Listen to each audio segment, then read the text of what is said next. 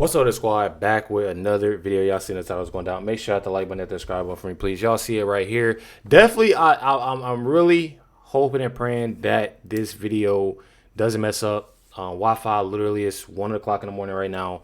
Wi-Fi has been out since 2 o'clock in the afternoon. Literally not myself, but everybody around us that has Xfinity, I'm pretty sure, something like that. But it has been down for a while. I know a lot of people are about to get to talking crazy about the Wi-Fi and what kind of Wi-Fi I got and this, that, and the other. Yeah. Well, unfortunately, it has been out. And I had to use my hotspot for my last video. I'm pretty sure it just cut back on.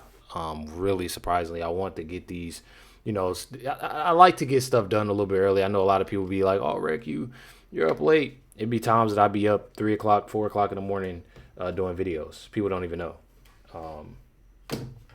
But it's okay because I love y'all.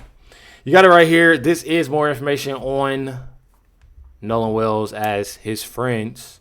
A lot of people would disagree with me. Oh, that's not his friends. His friends, talk about, what happened and talking about Nolan.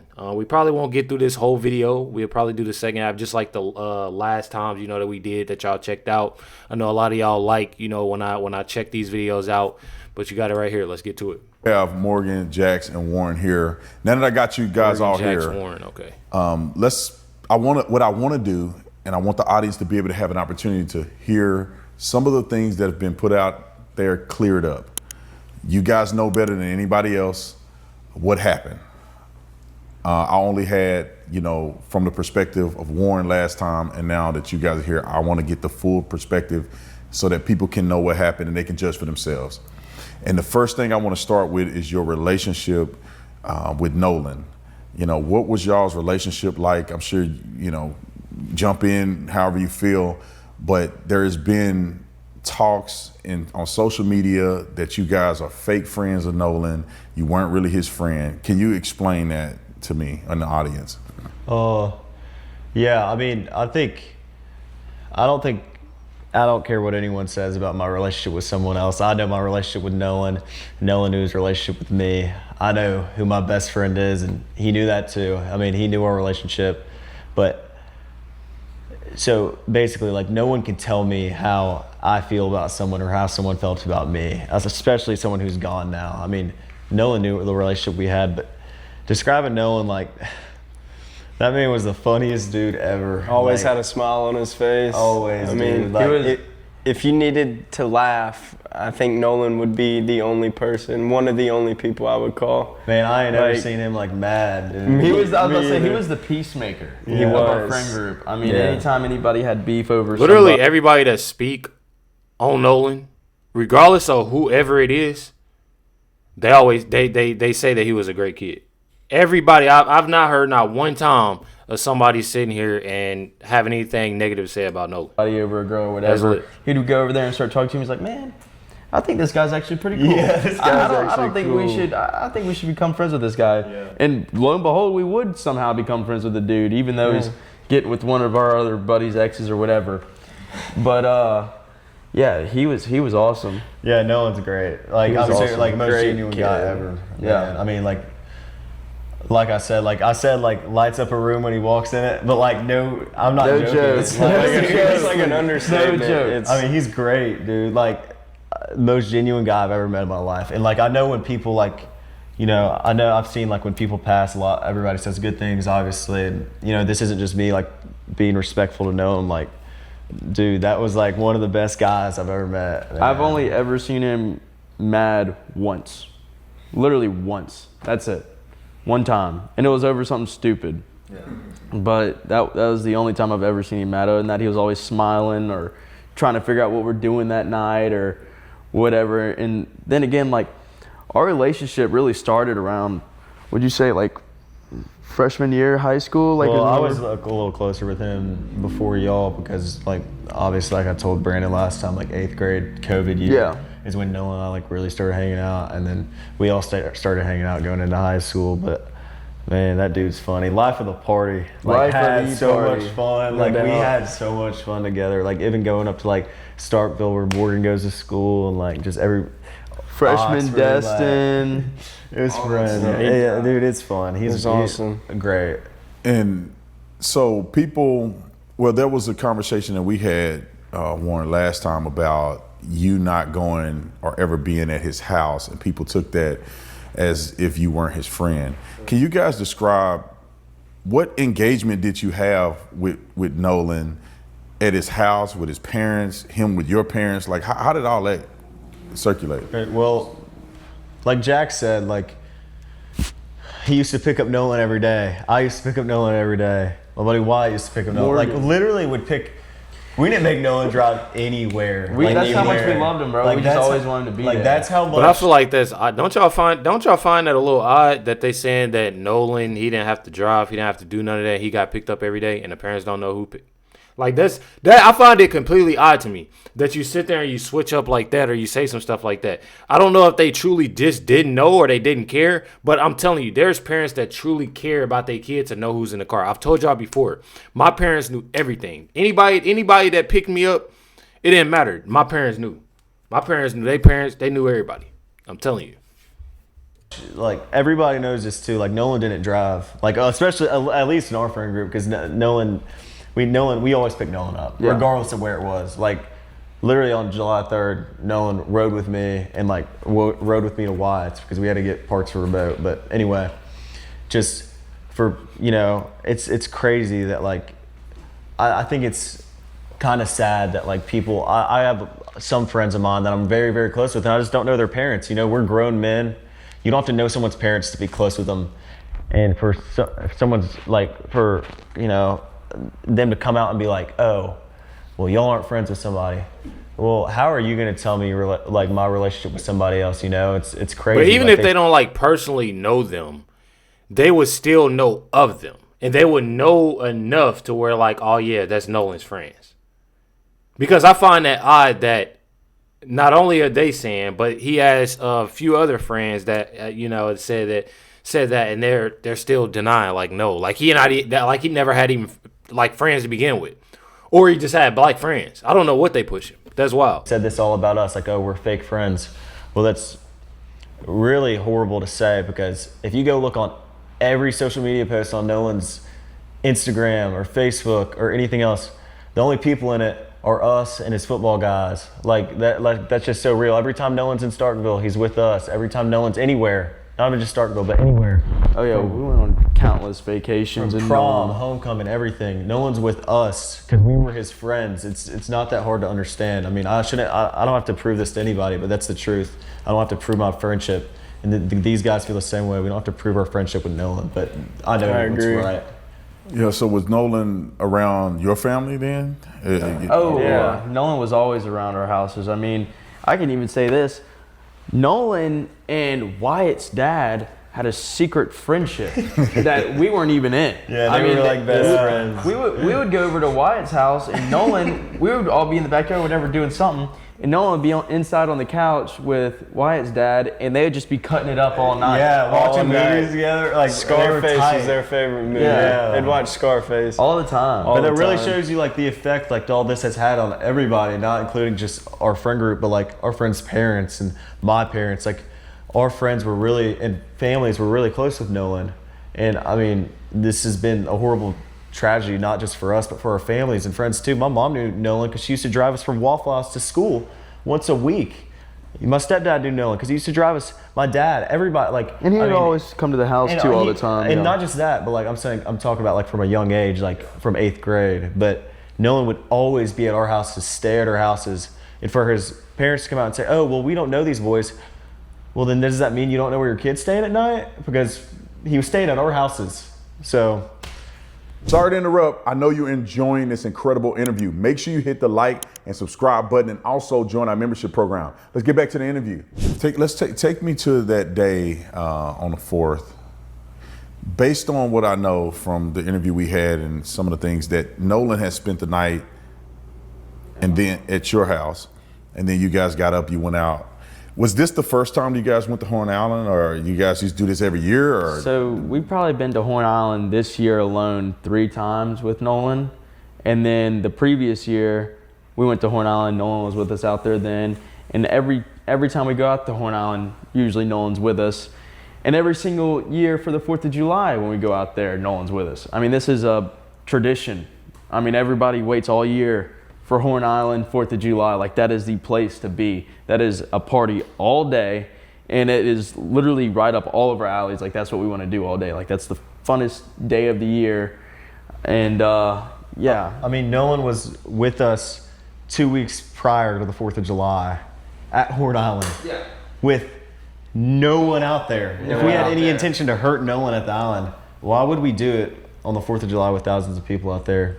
I mean, it's pretty clear. We literally all went out there for my buddy's birthday, and Nolan was with a whole group of people like we were with on the 4th. So, I mean, that's... Yeah, and it was on like a Wednesday. It's not like Nobody this was is. out It's there, not like yeah. this is just like a random like occasion. No, got we do that this all all the the time, time, and not even just Horn Island, but Nolan's on the boat with us all the time. We all go on the boat. We all do things together like this. So, I want to get to some pointed questions about the phone situation, because I think last time, Warren, when you and I talked or spoke, you weren't at the house when the phone was recovered. So I want to figure this out. Explain to me, because a lot of people are still online saying that they find it to be incredibly suspicious that Nolan left his phone. Can you explain, did Nolan ask you for his phone back when you guys were leaving? Was it not a part of the conversation? Was Nolan the only person that left his phone on the boat? Can you guys walk me through that idea? So I can go ahead first and say, nobody has their phone in the water. At all. Even when you jump in a pool, do you have your phone? Like, no, you don't. You're not gonna bring your electronic in the water. So what everybody does is they stick their phones on the dash of the boat and they forget about it because you don't have good service. You can't even send a picture through from Horn Island to like somebody else. And so they put it on the phone. And even as teenagers, we don't really get on them. We go out there and we conversate and we see a bunch of people that we usually don't see on a day-to-day basis, that we graduated high school with, guys that graduated before us. You know, it's a big meeting, like seeing all your friends that you haven't seen in a while. And so whenever we were coming back in, he didn't even think about grabbing his phone. He never asked about his phone, along with 5 other people that also left their phones on the boat, and we had to wait at the boat launch for them to come and pick them up, including Javon. I mean, Javon left his phone on our boat. Yeah, and Javon is one of the guys in the friend group. Yeah. If I'm not mistaken. Javon's a friend of mine, friend of ours. Like, not as tight as Nolan. Javon's in the class under me in school, and he's a friend of mine. But just like a lot of our other friends, Javon's our friend. He left the phone on the boat because we're trustworthy people. We're not going to steal something. We're not going to delete pictures off of someone's phone. We're not going to delete text messages. We're not going to get on anyone's phone because we have no reason to. But Javon left his phone, and we gave Javon his phone back along with everybody else who left their phone on the boat. So yeah, we'll get to that because I think I have the timeline in my mind. So you guys, the boat is taking in water. You had already left, Morgan, right? You had already left on the boat. So there's 3 boats. You had already left about 5 minutes before this situation happened. The last 2 boats was Bart's boat and Wyatt's boat, and those are the 2 boats that left out because Bart was kind of towing Wyatt's boat out. So you guys are on the boat. What was the conversation with Nolan? Because Nolan obviously had come in on Wyatt's boat. You guys are all getting ready to leave. So what was the communication like with Nolan? So actually, Wyatt was saying, told Nolan, because Nolan's with this girl at this point. They're together. Wyatt looked at Nolan, and he was like, dude, come on, boat's taking on water, we gotta go, like right now. And Nolan didn't want to go. He said he wanted to stay with the girl. And Wyatt started yelling at him. He's like, Nolan, get on the boat now. And Nolan was like, no. And then finally, Wyatt's like, Nolan, get on the effing boat right now. We are leaving right now. And Nolan said he had another ride back, and we had no more time to waste. We got to get the boat out of there before it goes under. And it was that. And when Nolan said that, like, was there an issue that you believe that Nolan would be able to get back, or were you concerned? So what I can say is, I've been out countless times on one boat to Horn Island, and came back on another. I've done it before where I went out on one boat and my friends left, and I just know so many people out there. I didn't even think about, do I have a ride already set up? I just know so many people out there that I'm like, okay, there's 100% sure I can find a ride back, and which I have before, you know? And it's one of those things where it's at Horn Island, you don't even have to know somebody to ask for a ride back in. They're gonna bring you in. Because I mean, it's at the end of the day, it's water. You know what I mean? Like at the end of the day, it's water. No, I don't feel like nobody's just gonna leave you out there stranded, or somebody leaving like you just hop on a boat and you get back to where you're going. I mean, that's something that's love, that's common sense, you know. And I just find that, you know, insane. What I also find insane that I listen to here is that they're telling him to get on the boat. They're telling him, you know, obviously that let's go. You know, he's saying that he's with the girl, this, that, and the other. My thing is how are y'all? This is my thing. I'm so confused on why they push this whole thing, and they still pushing this whole thing of them doing this, and they saying that they left, and it showed, you know, that they left, and that he was with the girl, you know, at that time. I don't know. Like, oh, are they going to bring me in, or are they not? Should I ask? No. If you ask anybody out there, 100%, they'll bring you back. Southern in. hospitality. Yeah, The South Mississippi. I mean, we had somebody. The boating community is so like tight knit. Like it doesn't matter like who you are. If someone sees you struggling on the island, no matter the case, they will come and help you. They will do anything in their power to help you and bring you back to the mainland. I'll put another example out there. We know another kid who was pretty intoxicated out there, and he couldn't find his boat. And he asked somebody random that he didn't even know if he could catch a ride back with them. And they were like, yeah, got him on the boat, called his parents, told them the situation was going on, and then took him back on inshore. And that happened this time, or is 4th of July. This 4th of July. This current 4th. So you guys you leave. Nolan is there. I'm based on what you're telling me, I'm perceiving that you guys are accepting that Nolan's going to get a ride back somewhere else. Y'all taking on water. Explain to the audience, what does this sinking boat thing like? Because I think that people are in good faith, the ones who are acting in good faith are genuinely curious of like, are you sinking? Do you think you're gonna sink? Because you hear Wyatt on the phone and he's like, we're sinking, we're going down. Mm-hmm.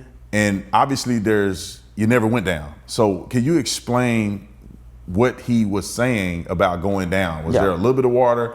Was he just panicking more than normal, or like what was that? And I want you to explain too, like what happened to the boat? How did you recover the boat, and how did you get back to the mainland? So I'm gonna go ahead and first off explain a boat. So a bilge pump is in the bilge. The bilge is underneath the deck where you stand in the very bottom of the boat. And there's a space in there where you have all your electronics, your batteries, everything that controls everything throughout the whole boat. So the first thing that fills up on a boat when it starts to sink is the bilge. And it goes in the bilge and it starts filling up. Well, then the bilge pump kicks on, senses the water automatically, and starts pumping it out. In this situation, the bilge pump had a malfunction, it didn't kick on, and it got all the way to the very top of the bilge, which is the floor level. And then we started to see the boat actually sag down in the water, and we're like, okay, what's going on? So there's a cap in the back of the boat that you can unscrew and look inside the bilge. When we unscrewed it, there's so much water in the boat, it started overflowing onto the deck. And so at this point, we're like, okay, this boat's going down. It's going down quick. We don't know where the water's coming in from. We don't know what's going on, and we just go into full-on like panic mode, get this thing out of here now. So we hook up the boats. No, call Cito. Okay. Let's get to that part. Because you called Cito first? No, or you had the boats hooked up first? We had the boats hooked up first. Yeah. Okay. So we hook up the boats and we start towing them out. And he's on the phone with Cito. Because, hold on, let me go back a second. The electronics completely glitched out. Nothing is working on the boat. There's so much water in there, nothing is working. The batteries are also... The batteries are completely underwater. Like they're everything's fried basically. So we have it connected, kind of towing them out, and he's on the phone with Cito, and he's trying to get them on the phone. And as he stated in the moment, he's like, Cito's just asking all these dumb questions. I can't like figure out what's going on. And so finally he hangs up, and after the trim to the motor started to work again. So they manually trim it down by the buttons on the motor, trimmed it down, and some electronics started to come back on, and they got the boat to crank over, and they're like, all right, untie us, because if you can get a boat on plane, the suction of the water going underneath it will actually pull all the water out of the bilge if you have the plug out. So like, say you have the plug out and it's sitting, the boat will sink. If you have the plug out and you're running, all the water will rush out the back of the boat. When you say on plane, you mean like it has to be going fast enough to be up on top of the water? Yep. Or so like on that? plane is you're up, you're running, you're out of the water basically. There's Your bow's on plane. yeah, so you're up out of the water running. Yep. So where are you guys at when this happens? As far as from Horn Island to the mainland, where are you guys at in between there? So we're probably a mile and a half off of Horn, I'd say, a mile off Well, Horn. from the start where the Ceto call was, we were probably about a quarter mile Yeah. off the island.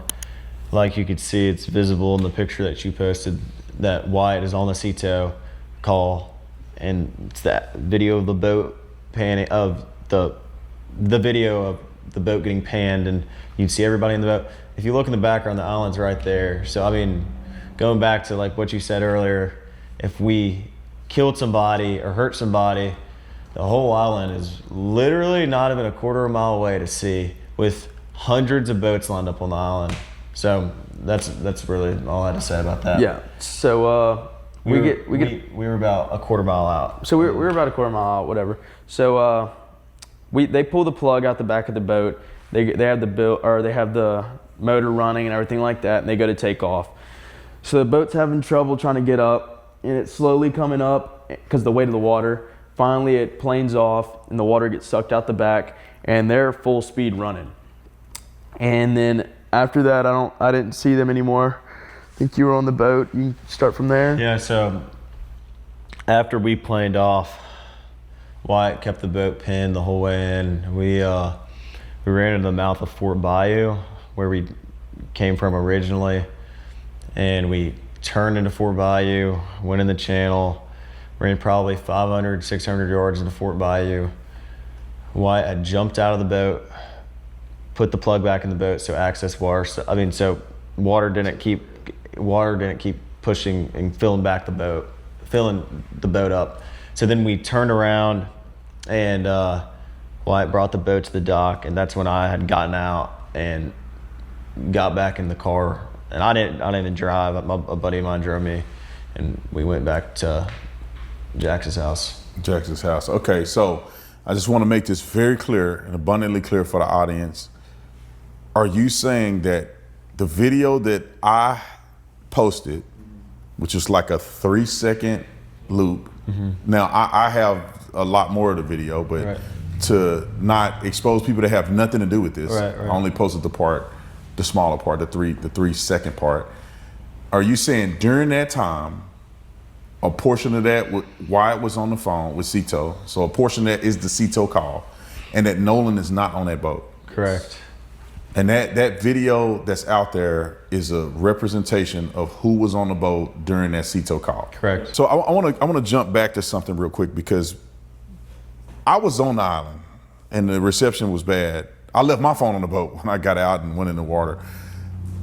But people are saying online that how can you make a Ceto call if the reception is so bad on the island? Because before you said the reception wasn't really good enough to even send a picture message to somebody else. So how is this call being made if the reception is not as good? I mean, if you listen to the call back, I mean, there's areas in the call where it's splotchy. It's not direct. Like, it's not like you're sitting from me to you talking to the person on the phone. I mean, you're obviously out on the water. I mean, you can hear it in the Ceto call. And so when it comes to the reception, because I didn't look at my phone one time on the way out to Horn Island. I mean, it was a beautiful ride. Of course, because you're not thinking about it. Yeah, I'm not even thinking. I'm looking at how beautiful this water is. Right. We were having fun on the boat. We were playing music, some of Nolan's favorite songs. Yeah. So I wasn't thinking about my phone. So I wasn't checking reception. Now, is the reception recover at some point between Horn and the mainland? Or is it terrible reception while you're over the water until you get to the mainland. I mean, there's really, as soon as you get off the island coming in shore, yeah, you but there's start really picking up like reception no again. definite way to tell where the reception comes in because I mean, it's all satellite. I mean, Yeah. It's different every. I've gotten service 80 miles offshore, like off of a satellite coming to a oil rig. Yeah. Yeah, and I connected to it from the rig, but like It just depends. I could go to Horn Island and not have any service. I could go there and have service. I mean, I think really it's hit or truly miss. different, like every time. So is it fair to say the service on Horn Island is super spotty? Yes. Yeah. And it was just almost by chance, in part, that the call was successful to call CETO. Okay. Yeah. Partly, yeah. And I want to get to that picture because I think a lot of people are confused about the picture. You guys cleared this up for me last time I came, but I want the world to kind of hear this because I don't think I addressed it last time me and you, Warren, was on the interview. People are saying, and this is how the picture went viral, that the people pictured in the photo were the ones that went on a boat with Nolan and came back. Can you explain that? Because I don't think everybody that was in that picture even went to Horn Island on the same boat as Nolan. So I can say whenever we all got out there, Hold on, before you get there, because I think this will address another issue that people have of saying, well, why are they taking pictures if the reception is bad? Can you point out where this picture took place? What is going on with this infamous picture now? Yep. So whenever we got there, like I said, I wasn't even on the same boat as Nolan. We pull our boat in. Nolan, their boat pulls in, whatever. I get out in the water. I walk over to Nolan's boat, and I'm talking to Nolan for a little bit, whatever. And I put my phone up on the dash. Nolan puts his up there. As Nolan's putting his phone on the dash, he sees an actual little camera that one of the girls that came on the boat brought. And his first words was, he picks up the camera and he goes, "We gotta take a picture." Just like that. And in my mind, I'm like, heck yeah, like let's take this picture. So that's where you got me and Nolan and one picture. And then as we're taking that picture, Morgan and another buddy of ours come up and they're like, all right, like let's take a picture all together of us on the front of the boat. We're like, all right, yeah, let's do that. So we got on the front of the boat, and that's where that picture is taken. So that was it taken from a phone or No, like an actual little camera. Okay. So I think it's like one of those, what is it, like a Polaroid, but it doesn't come out. Because you know the old Polaroids, like my dad, him being a police officer, they had the ones where it actually comes out. I think they still had it, but he had like the old, and it was like fat. It looked ugly on the front, and then it came out. You know what I mean? He had to use it for a lot of, investigations and stuff like that. But when we was little, we used to always get in trouble because we'd always take pictures on it. You got to fan it. But now they make them to where you can take pictures and you can upload it from your phone and stuff like that, I'm pretty sure. Was it taken from where you docked at, or was it taken out there at Horn Island? It was taken out of Horn Island. Okay. So, but wasn't on the phone? No. Hey, I want to clear this up too, because I'm not aware of this. You guys may obviously have more information. Were people uploading, I know we talked about the service issue, but were people uploading onto social media? I mean, you could. Not really, though. You could be. Realistically, you could. You could. If you want to sit there, could. if you're motivated enough to do it, yeah. Like, I made a phone call to my mom, and I had to call her like 8 times before she picked up because either her service was bad, she was on the back side of the aisle on the south side, or my service was bad, and it was just hard to get through. But like if I went and posted a video on Snapchat, like honestly, I don't think it would like either post or send to somebody. I think, I sent my buddy where we were at, a buddy of mine, I was like, hey, come meet us, and I sent him a video, and he was like, dude, I couldn't get a hold of you all day. And like that explains the point. Like I sent him a video where we were at, and it never sent until I got inshore because I had no service. Would it shock you? Because Christine Wells, Nolan's mother, is online. She was very shocked that she said Nolan didn't have any Snapchats or something. I'm assuming that whole day. Is that shocking to you if he did or did not have photos or videos or stuff uploaded to social? Not at all. Not at all. Because I mean, like we said, we've been out there many times before, and nobody's on their phone out there. Yeah. First off, and then second off, if you want to take Snapchats and stuff, I feel like that's, but then again, I feel, not trying to make up an excuse, but like I feel 4th of July is different. I feel like when you're actually going, you gotta think about it, because this happened when, you know, anytime that, you know, I've got on a boat, anytime you do, and a lot of y'all have got on boats, like it's a time that, you know, people got to stop lying, they got to stop capping, they got to be real with themselves. Anytime you've been on a boat, you do not take pictures. I remember I want to say the last time I've been on the boat, and I haven't been on a boat in a while when I got on the boat that time. I don't remember. The only time that I remember to get on my phone was to do a vlog. Obviously, because that's what I do. You know, I did a vlog. I didn't get on it to, you know, talk to anybody, message anybody. It was more so of that. And that was on a regular day. So them saying this, I truly feel as if 4th of July is different. You gotta think 4th of July, anytime there's a holiday, you want those memories, you want to talk, you know, you want to do this, you want to do that. So people tend to take those different pictures. Now, on a regular day, going on a boat, whether if it's fishing, you just going swimming, or you chilling, you're not gonna be on your phone. You're gonna enjoy that weather. You're gonna do what you're doing. I know it kind of sounds a little bit odd, but it sounds right. You know, it definitely sounds about right. So I don't know. You know, that being said, I truly feel as if, you know, if they did want to take a picture or Snapchat, anything like that, then it was more so due because of the day that it was. But I do also believe that being on the water, you truly wouldn't be on your phone anyways like that. I mean, being honest with y'all, anytime that I have been on the water, you rarely think about your phone, you know, especially if you're going to a beautiful place or if you're fishing. I can be on land and I'm not touching my phone. I'm not touching my phone like that unless I'm vlogging. Other than that, me personally, I enjoy the nature.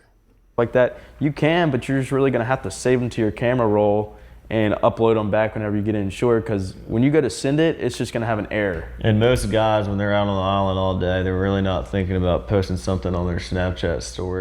So the phone was taken on like a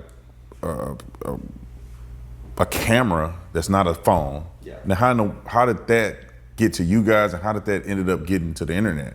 So whenever we first realized that Nolan didn't, I'm not gonna say he didn't. When we first realized we don't know where Nolan's at, the first thing we were trying to figure out, or his mom was, what was he wearing? And so we were trying to remember what color his shorts were. We couldn't quite figure that out. I said black. Yeah, I think we said black. I really did. He was wearing navy blue shorts. Yeah, it was like dark blue shorts. Dark. I just said black because I was trying to piece everything together and help out. And so at this point, we're freaking out. We don't know where our friend's at. And the girl that took the picture, she was like, okay, well, I just took this picture of today. This is what color swim trunks he was wearing. And his mom asked for that to post on Facebook to say, if you've seen him, whatever, this is what he was wearing. And so that's what we sent to her, or that's what she sent to her, because we were just trying to help. You know, we weren't trying to cover up anything. We wanted to know where our friend was just as bad as everybody else does. I mean, that was our boy. We want to know worse than everybody else does. And so that's how that picture came about. So we're gonna do, you know, the second part when it comes to tomorrow. My thing is, what I'm taking out of this is the simple fact that they're trying to help, and they're the ones that's getting, you know, all the threats, people talking crazy. They're getting blamed for everything that's going on. But at the same time, these are the ones, you know, that are trying to help as much as they can. You know, and obviously I've seen that before, but it just goes to show you the people that are helping, they're the ones that's getting blamed. They're not looking other places. They're not doing this. They're looking to put that blame on somebody, because Ben Crump and Al Sharpton have put this. Oh, y'all, it's a bunch of, you know, white folks out here, and he took pictures with these with his so-called white friends and this, that, and the other. When they push stuff like that, that's where that goes. And what I'm hearing is they've been reaching out, they've been helping, the parents been helping, this, that, and the other, and they don't want to hear it. They don't want to hear it. They want to point the finger, and that's definitely crazy. I don't know. Y'all let me know in the comments down below what y'all think about this video. try my best to respond. I really couldn't tonight. Well, technically last night, as y'all seeing this now, to the video that was posted before this one. So I definitely apologize. I try my best to comment as much as possible. Like I've told you, I don't care how many subscribers I got. I'm going to do my best on my part to talk to y'all, to speak with y'all. But you already know. Definitely hit that like button, hit that subscribe button. Catch y'all next one.